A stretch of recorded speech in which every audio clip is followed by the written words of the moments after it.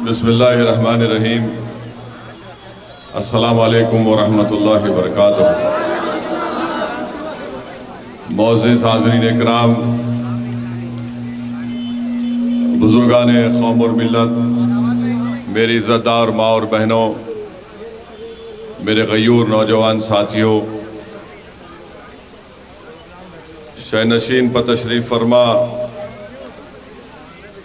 मोहतरम जनाब अख्तरुल ईमान साहब, जो मजलिस इत्तेहादुल मुस्लिमीन के बिहार के सदर भी हैं, रुकन असम्बली भी हैं और किशनगंज पार्लियामेंट के मजलिस इत्तेहादुल मुस्लिमीन के उम्मीदवार हैं। मोहतरम जनाब आफ्ताब साहब, जनरल सेक्रेटरी बिहार मजलिस इत्तेहादुल मुस्लिमीन, मोहतरम जनाब आदिल हसन साहब, मोहतरम जनाब नदीम साहब, मौलाना अब्दुल्ला चतुर्वेदी साहब, तनवीर साहब, डॉक्टर एहसान साहब, सरफराज साहब, अफसार साहब, हमारे भाई गौरव सिंह साहब, महमूद साहब, महबूब साहब, सालिम साहब, राशिद करज़ाई साहब, एहसान साहब, असलम साहब और ज़ाहिर साहब और हैदराबाद से के विधायक, वो बिहार के मजलिस के सेंट्रल ऑब्ज़र्वर मोहतरम जनाब माजिद हुसैन साहब, मेरे अज़ीज़ दोस्तों और बुज़ुर्गों, आप तमाम का बेहद शुक्रिया कि आपने अपना कीमती वक्त निकाल कर आज के इस मजलिस इत्तेहादुल मुस्लिमीन के इंतखाबी जलसे में आपने शिरकत की। मैं ख़ास तौर से डगरवा ब्लॉक के आप तमाम हजरात का शुक्रिया अदा करता हूँ कि आपने अपना कीमती वक्त निकाल कर आज इतनी बड़ी तादाद में आप यहाँ पर आए और आप यहाँ इतनी बड़ी तादाद में आए कि नीतीश कुमार को मालूम हो गया कि मजलिस के जलसे में बहुत से लोग हैं, तो वो अभी तक अपने जलसे में हेलीकॉप्टर से उतरे नहीं हैं। तो ये आपको मुबारकबाद देता हूँ। टाइम नीतीश बदलते जा रहे हैं। नीतीश ने कहा, उनके लोगों ने कहा कि नहीं नहीं 10 बजे का 11 बजे का, अब कह रहे हैं 2 बजे आएंगे। नीतीश जी, आपका टाइम ख़त्म हो चुका है, अब घर में बैठिए, आराम करिए। मेरे अजीज़ दोस्तों और बुज़ुर्गों, ये जो किशनगंज का चुनाव है, इलेक्शन है, ये सिर्फ सीमांचल की अज़मत का इलेक्शन है, इससे बढ़कर कुछ नहीं है। ये किशनगंज की जनता की अज़मत का इलेक्शन है। ये सिर्फ कुल्हैया भाई बहनों का या शेरशाहबादी का या सुरजापुरी का या हिंदू मुसलमान का इलेक्शन नहीं है। ये किशनगंज और सीमांचल की अज़मत का इलेक्शन है मेरे अजीज़ दोस्तों और बुज़ुर्गों। इसीलिए हम आपसे अपील करने आए हैं कि जिस शख्स ने, जिसको मजलिस इत्तेहादुल मुस्लिमीन ने अपना उम्मीदवार बनाकर पेश किया है, जिसने अपना तन मन धन सब कुछ सीमांचल के लिए और गरीब मज़लूम के इंसाफ के लिए कुर्बान कर दिया, हम आपसे ये अपील करने आए हैं कि आप उस शख्स के हक़ में अपना वोट देकर आप सीमांचल की अज़मत को बहाल करिए। और सीमांचल की अज़मत को बहाल करने का मकसद ये है कि हम जनाब तस्लीम साहब को खिराज अक़ीदत पेश करेंगे, जिसको लोग आज भी और कल भी सुबह क़यामत तक सीमांचल के गांधी के नाम से जानते थे और जानते रहेंगे इंशाअल्लाह ताला।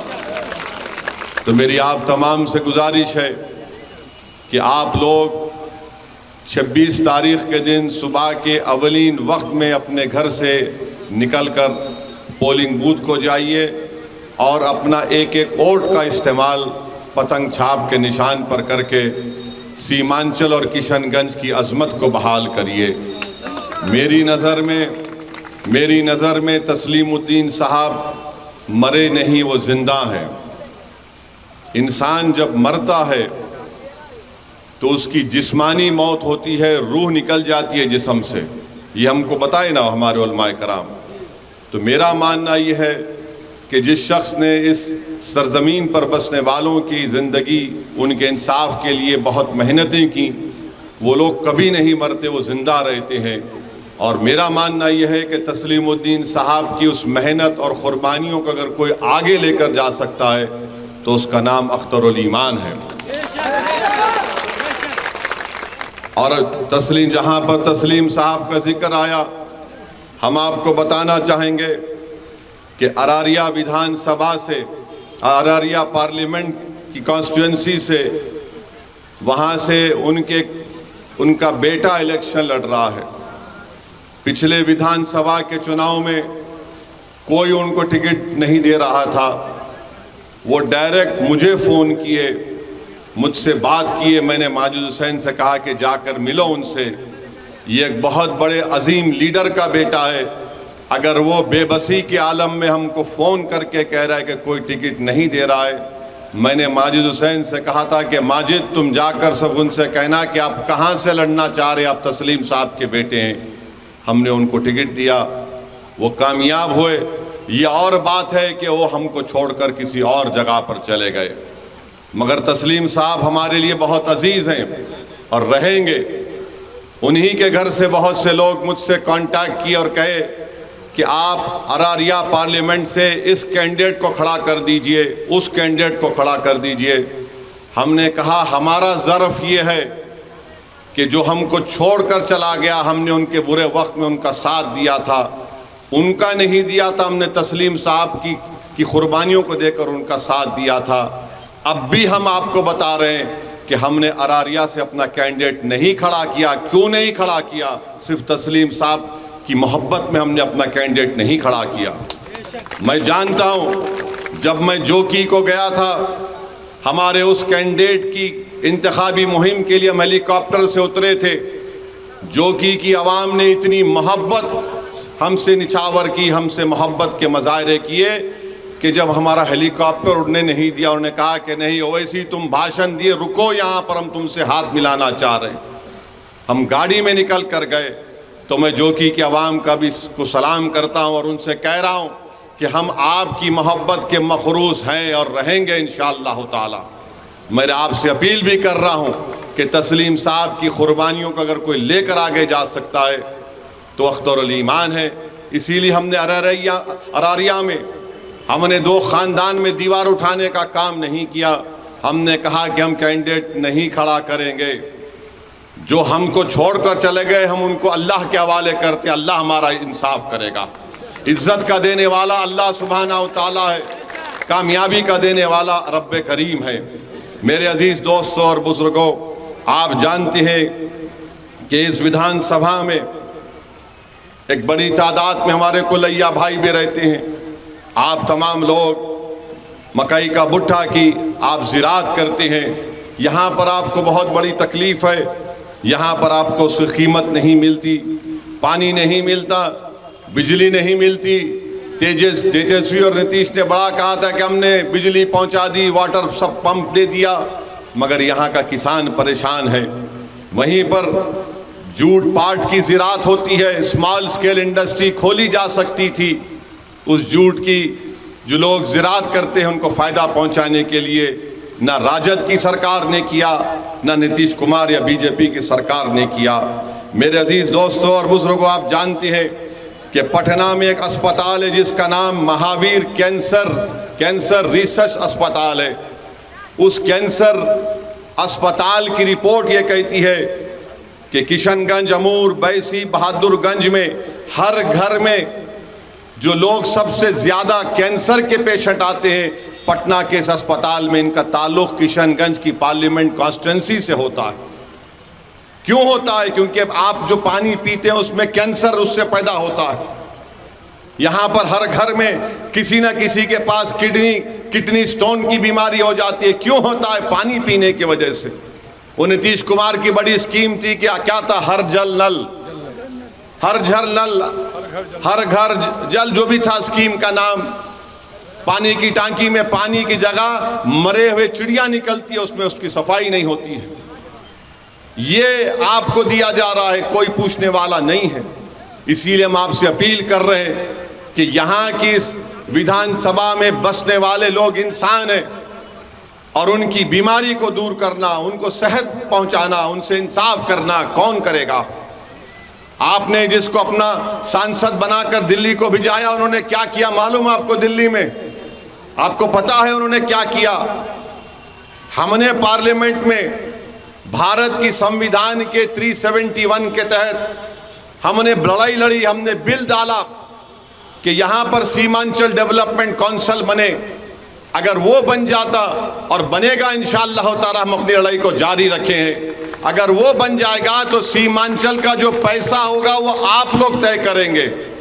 सीमांचल की नौकरी सीमांचल के बसने वालों को मिलेगी। और आपके एमपी साहब ने पार्लियामेंट में क्या बिल दिया? उन्होंने बिल ये दिया कि जो जानवरों पर जुल्म करते हैं उनकी सजा बढ़ा दी जाए।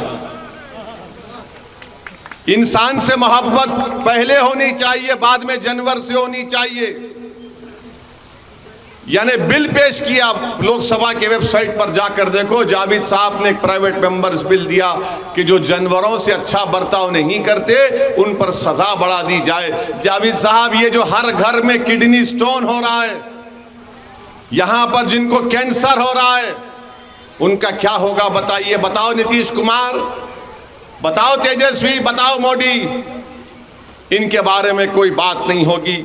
आप जानते हैं कि बैसी विधानसभा में एक भी डिग्री कॉलेज नहीं है। सैलाब आता है तो जमीन कट जाती है।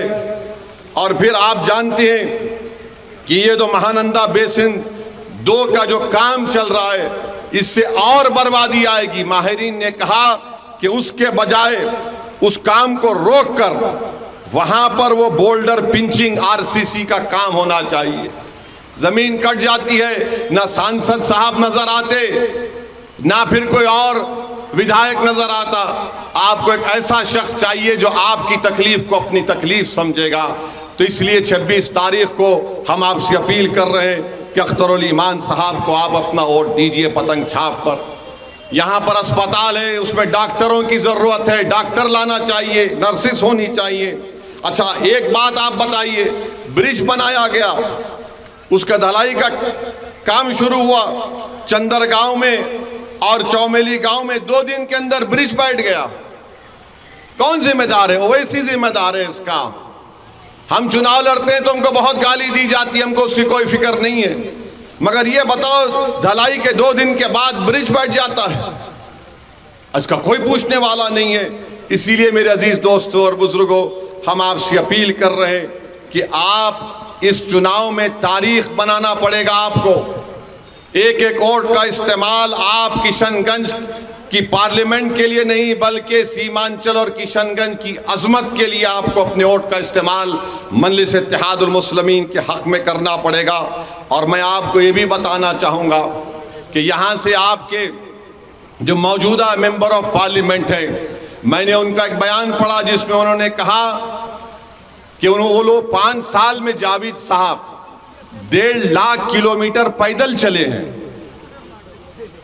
कितना चले हैं? 5 साल में 1.5 लाख किलोमीटर पैदल चले हैं। और यहां से हैदराबाद 9000 किलोमीटर है। मुझे नहीं मालूम था, वरना मैं भी पैदल सफर शुरू करता तो 2-3-6 महीने में पहुंच जाता, 8 महीने में। मगर जावेद साहब बोलते हैं कि 1.5 लाख किलोमीटर 5 साल में चले। जावेद साहब, आप चले नहीं मालूम, मगर एक बात की तो सच्चाई जरूर है, आप में और मोदी में झूठ बोलने का कंपटीशन चल रहा है। मोदी ने कहा 15 लाख आ जाएंगे, 2 करोड़ नौकरियां मिलेंगी, तो जावेद ने कह दिया मैंने 5 साल में 1.5 लाख किलोमीटर चला। कितना झूठ बोलेंगे आप? अल्लाह ने आपको आंखें दी, दिल दिया, क्या आपको दिख नहीं रहा है यहां पर तबाही और बर्बादी हो रही है? यहां पर आप बताएं, आप सच्चाई जानते हैं मेरे भाई, अमृतसर को एक जनसाधन एक्सप्रेस ट्रेन जाती है जिसको पलायन एक्सप्रेस कहते हैं। उसके टॉयलेट में यहां के बच्चे बैठकर जाते हैं ट्रेन में, उसके शौचालय में, ट्रेन के अंदर नहीं, ट्रेन के शौचालय में बैठकर जाते हैं। और आप बात कर रहे हैं 1.5 लाख किलोमीटर आप चल रहे हैं। अरे हम तो हैदराबाद से आकर ये सब देखकर बोल रहे हैं, तुम तो यहीं के हो, तुमको नजर नहीं आता है? क्या हो गया तुमको? मेरे अजीज दोस्तों और बुजुर्गों, इसीलिए हम फिर से कह रहे हैं 26 तारीख को आपको अपना एक एक वोट अख्तरुल ईमान साहब के हक में इस्तेमाल करना पड़ेगा। और संविधानिक दर्जा जब तक सीमांचल को नहीं मिलेगा, सीमांचल डेवलपमेंट काउंसिल नहीं बनेगा, नाइंसाफी ख़त्म नहीं होगी। अब जहां तक जावेद साहब 1.5 लाख किलोमीटर चलने का दावा कर रहे हैं, मैं और अख्तरुल ईमान एक दावा करते हैं आपके सामने, वो सच्चाई पर मुबन्नी है। कौन सा जगह था वो, हम जो नदी में चले थे, खरखरी भरभरी, हाँ खरखरी भरभरी घाट में पिछले साल हम और अख्तरुल ईमान और पूरे हमारे मंजलिस के 60-70 लोग नदी में चले, ब्रिज गिर गया था। हाँ, नदी में चले थे, 15 मिनट चले हम, 15 मिनट चले तो आज आप जाकर देखो काम शुरू हो गया। जावेद साहब, तुम्हारे चलने में हमारे चलने में फर्क यह है कि जब तुम चले तो ना नीतीश पे असर हुआ, ना तेजस्वी पे हुआ, ना मोदी पे हुआ। जब अख्तरुल ईमान के साथ ओवैसी 15 मिनट चला तो उनको डर लगा, हिलना शुरू हो गए, खौफ पैदा हो गया। अगर ये 15 मिनट नदी में चला और अगर वो 10 दिन सीमांचल की रोडों पर चलेगा तो हमारी सत्ता चले जाएगी। ये फर्क होता है एक शेर के चलने में और एक गीदड़ के चलने में, और शेर अख्तरुल ईमान है। 15 मिनट हम नदी में चले, आज वो काम शुरू हो चुका है ना, काम शुरू हो चुका है। आप ऐसे आदमी को अपना वोट दीजिए जिसके चलने से गवर्नमेंट घबराती है। 200 करोड़ का 1 किलोमीटर, हाँ, उससे आगे 200 करोड़ का अमोर में एक और पुल का काम शुरू हो चुका है। ये काम करने का तरीका आना चाहिए। और हम आपको वादा कर रहे हैं, आप अख्तर भाई को यहाँ का MP बनाइए, वो पार्लियामेंट में हमारे बाजू बैठेंगे इंशाअल्लाह ताला। जावेद कहाँ बैठते आपको दिखता, कभी कभी दिखता पार्लियामेंट में। अख्तर भाई हमारे बाजू बैठेंगे। हैदराबाद, किशनगंज, औरंगाबाद, 3 शेर पार्लियामेंट में बैठेंगे तो सबको नजर आएगा इंशाअल्लाह। तो हम आपसे अपील कर रहे हैं कि अख्तरुल ईमान को अपना एक एक वोट देकर सीमांचल की अजमत को बहाल करिए। तस्लीमुद्दीन साहब के उन ख्वाबों को पूरा करने का काम, मौलाना सरहुल कासमी साहब की उन कोशिशों को पूरा करने का काम सिर्फ अख्तरुल ईमान कर सकता है और कोई नहीं कर सकता। मेरे अजीज दोस्तों और बुजुर्गों, फिर आपके सामने अख्तर भाई ने बताया कि बिहार में कास्ट सेंसस हुआ। हम पूछना चाह रहे हैं तेजस्वी यादव से, नीतीश कुमार से और देश के प्रधानमंत्री नरेंद्र मोदी से कि मोदी जी, ये कौन सा इंसाफ है कि आपकी पार्टी भी सत्ता में थी, बिहार में ब्राह्मण की आबादी, हमारे ब्राह्मण भाई बहनों की आबादी 4,78,000 के नहीं 4 लाख ब्राह्मण, हाँ 47 लाख नहीं 4 लाख, आदिल बोल, नहीं 47 ब्राह्मण की, ब्राह्मण लोग 47 अच्छा 47 लाख है। हम आपका नाम गलत सम पड़े, 47 लाख उनकी आबादी है। उनको हिस्सा मिलना चाहिए था 86,802 और नीतीश कुमार ने, नरेंद्र मोदी ने, तेजस्वी ने, सब ने मिलकर उनको 1,72,000 के करीब नौकरियां दे दी। और हम फिरका परस्त हैं, हम भी टीम हैं। बोलो मोदी जी, बोलो नीतीश, बोलो तेजस्वी, ये कैसे हुआ? 47 लाख की आबादी, उनको हिस्सा मिलना 76,000 नौकरी में, और उनको नौकरी मिली 1,72,000 और गाली हमको देते हैं कि हम फिरका परस्त हैं। अच्छा, आप आ जाइए, यादवों का है कि 1 करोड़ 86, हाँ 1,86,000 हमारे यादव भाई बहनों की आबादी है। हाँ 1 करोड़ बिल्कुल। और उनको नौकरी मिली 2,92,000, जबकि उनको मिलना चाहिए नहीं, उनको नौकरी मिली 2,89,000। आप बताइए फिर। अब आ जाइए सुरजापुरी, कुल्हैया, शेरशाहवादी। सुरजापुरी की आबादी 24,50,000 है और नौकरी मिलना चाहिए 29,000 और उनको मिला खाली 15,000। हम जिम्मेदार हैं। और फिर आप आ जाइए कुल्हैया बरादरी, 12 लाख उनकी आबादी है, मिलना चाहिए नौकरी 19,000, मिली 6,000। क्या आप यहां से जब उठकर जाएंगे, हमारी बात को सोचिए, हम यहां पर हैदराबाद से आए हैं, आपके लिए आए हैं। इंसाफ कौन दिलाएगा? और इंसाफ उस वक्त मिलेगा जब तुम 26 तारीख को जाकर पतंग छाप पर बटन दबाओगे।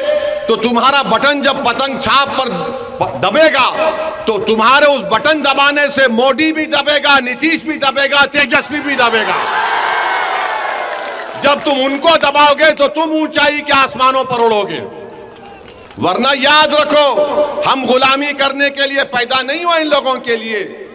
अब आप आ जाइए शेरशाहवादी, हमारे भाई बहन, 13 लाख उनकी आबादी, 21,000 उनको नौकरी मिलनी चाहिए, उनको नौकरी मिली खाली 5,500। बताओ फिर ये कौन नाइंसाफी कर रहा है? तुम्हारा आदादो शुमार है, तुम्हारे सरकार की आदादो शुमार है, और तुम क्या कर रहे हो? मेरी भाइयों बहनों, नौजवानों, हम तुम्हारी लड़ाई लड़ रहे हैं। मेरी इज्जतदार हमारे बुजुर्गों से अपील कर रहा हूं कि हम आपके ख्वाबों को पूरा करना चाह रहे हैं। आपने अपनी जवानी को खपा दिया इन जालिमों के पीछे, और इन जालिमों ने हमारे नौजवानों के मुस्तकबिल को बर्बाद कर दिया।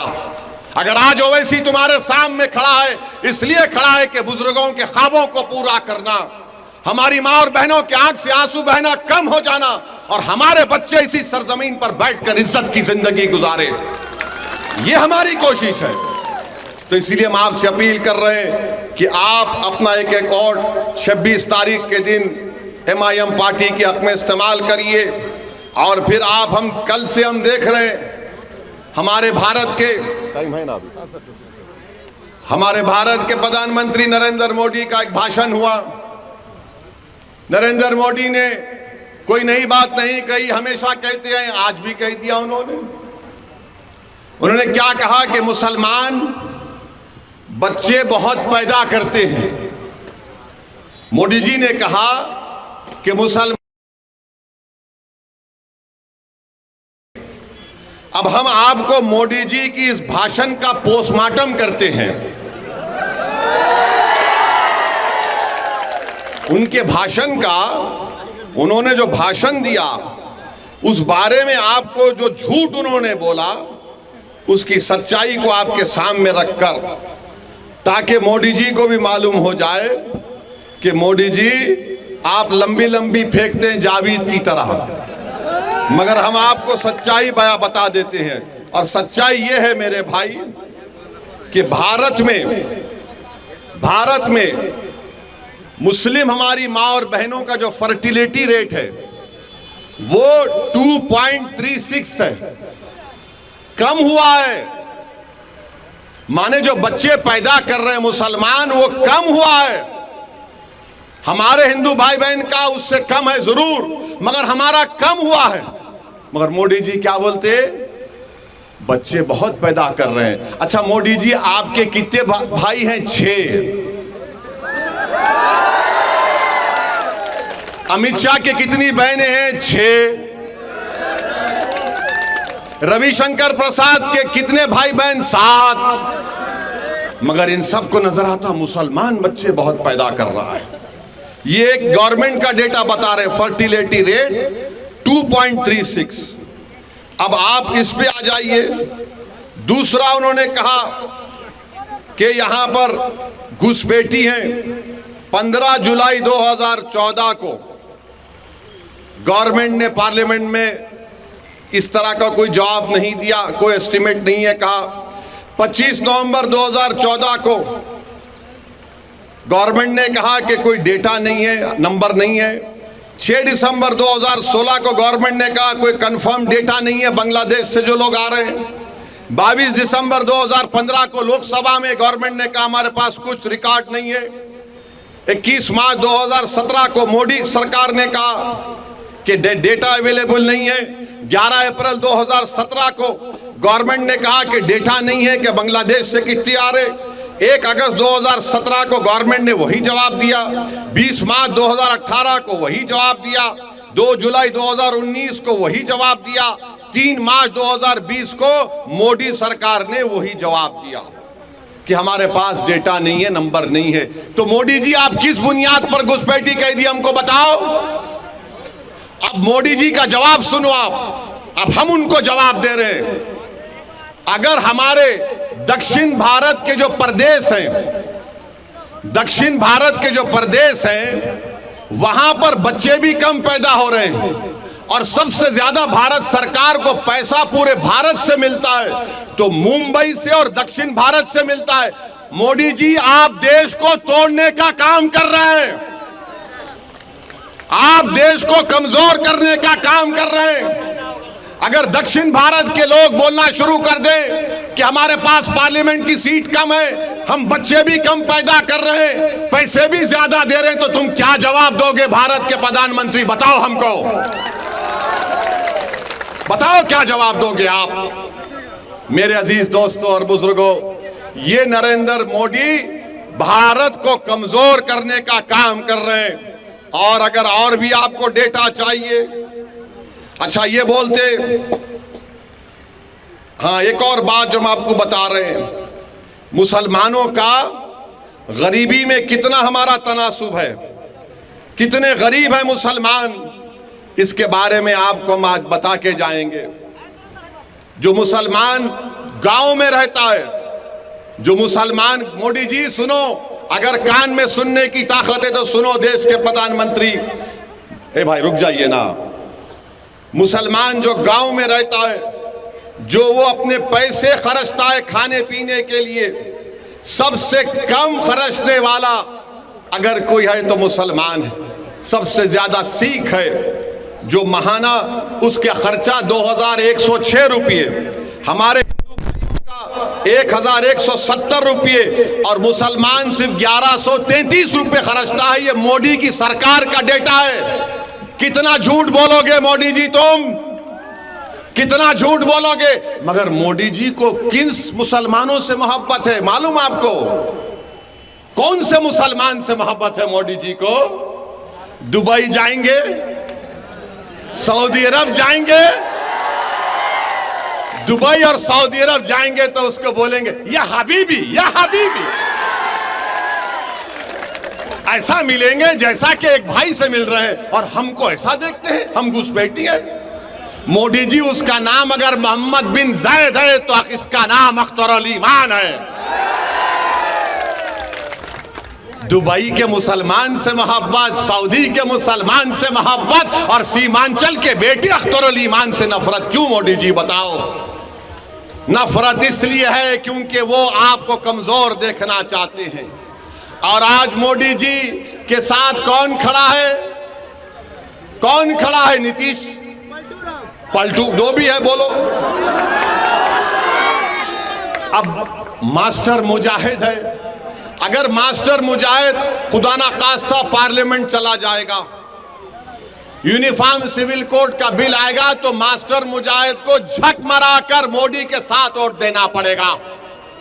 कल अगर इबादत गाहों को खत्म करने का कानून लाया जाएगा तो मास्टर मुजाहिद को जो मोदी बोलेगा उसके इशारे पर नाचना पड़ेगा।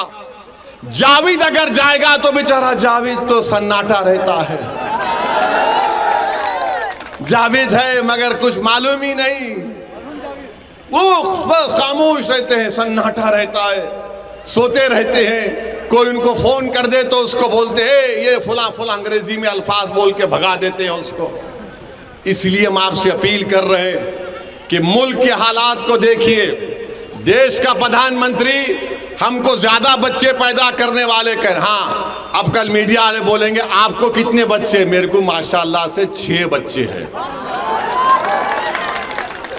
अब वो बोलेंगे ओ इसी मर मोदी को भी 6 भाई है, अमित शाह को भी 6 बहनें हैं, और फिर रविशंकर प्रसाद साहब जो पटना का इलेक्शन लड़ रहे हैं उनको शायद 7 हैं, वो सबसे छोटे हैं। तो ये आप बताइए प्रधानमंत्री के ओहदे पे रहकर कोई इस तरह से भाषण करता है? अरे भाई 17 करोड़ भारत में हिंदुस्तान के मुसलमान रहते हैं। मोदी जी सुन लो, अंग्रेज हमको खत्म करना चाहते थे मगर हमने अंग्रेजों को उखाड़ कर फेंक दिया भारत से। मोदी जी, अंग्रेजों ने काला पानी में डाला हमको, हम काला पानी की मसाइब को बर्दाश्त किए मगर हमने भारत को नहीं छोड़ा। भागलपुर का फसाद हुआ, हमारी लाशों पर गोभियों के खेत बन गए मगर हम भागलपुर में आज भी जिंदा है और कल भी रहेंगे इंशाअल्लाह। मलियाना हुआ, क्या क्या फसाद हुआ। मोदी जी आप मुख्यमंत्री थे, 2002 हुआ, जेनोसाइड हुआ मगर गुजरात में हम आबाद और शादाब हैं। भारत हमारा है, हमारा रहेगा। मोदी जी हम किराएदार नहीं हैं, हम किसी के गुलाम नहीं, हम बराबर के शहरी अपना हक हासिल करके रहेंगे इंशाअल्लाह। तो ये लड़ाई आपको लड़ना है मेरे भाई। हम आपसे अपील कर रहे हैं कि 26 तारीख के दिन आप सीमांचल के बेटे और सीमांचल की अजमत के लिए अख्तर ईमान को वोट देंगे नहीं देंगे, बताइए हमको। पूरे हाथ उठाकर बताइए कि अख्तर ईमान को वोट देंगे। वोट देना, अपने घर वालों को लेकर जाना और बता देना इन लोगों को जो हमको दबाना चाहते हैं, पतंग छाप पर बटन दबाओ, वो खुद ब खुद दब जाएंगे इंशाअल्लाह ताला। अस्सलाम वालेकुम व रहमतुल्लाहि व बरकातहू।